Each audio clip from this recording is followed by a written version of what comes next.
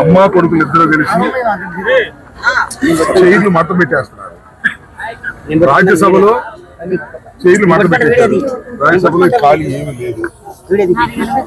అలాగే లోకేష్ వచ్చి ఆయన చైర్లు మత పెట్టేశాడు. ఇవాళ పాపం వారి సతీమణి ఎన్టీ రామారావు గారి కుమార్తె వచ్చి చంద్రబాబు నాయుడు గారిని రెస్ట్ తీసుకోమంటుంది. విన్నారా?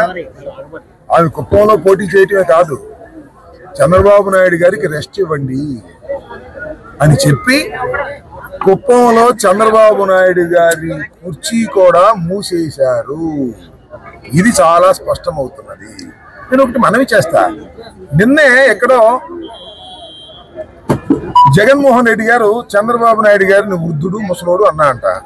దానికి ఎంత కోపం వచ్చింది లోకేష్ బాబుకి? కోపం వచ్చి నేను చాలా ఇష్టం వచ్చినట్టుగా మాట్లాడాడు.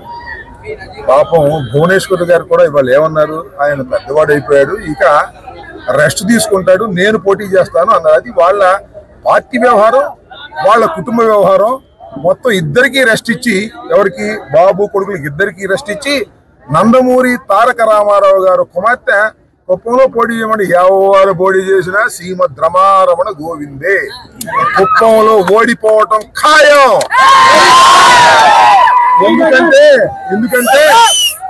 ఎందుకంటే కుప్పానికి చంద్రబాబు నాయుడు గారు 35 సంవత్సరాలు అంట, 30 సంవత్సరాలు లేదు, సుదీర్ఘ కాలం శాసనసభ్యుడిగా పోటీ చేసి గెలుపొందినా కుప్పానికి నీళ్ళు ఇవ్వలేదు. జగన్మోహన్ రెడ్డి గారి ప్రభుత్వంలో త్వరలో నీళ్ళు ఇవ్వబోతున్నాం కుప్పానికి.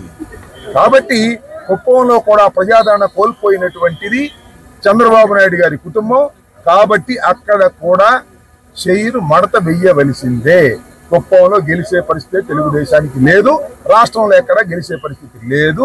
మంచి కామెంటే, నేనేం కాదంటలా. బాబు భువనేశ్వర్ గారు వచ్చి నందమూరి వంశస్త్రాలు, ఆమె వచ్చి చంద్రబాబు నాయుడు గారు రెస్ట్ తీసుకోమని ఆమె పోటీ చేస్తే ఆమెకైనా ఓటమి తప్పదని ఈ సందర్భంగా చెప్పదలుచుకున్నాను.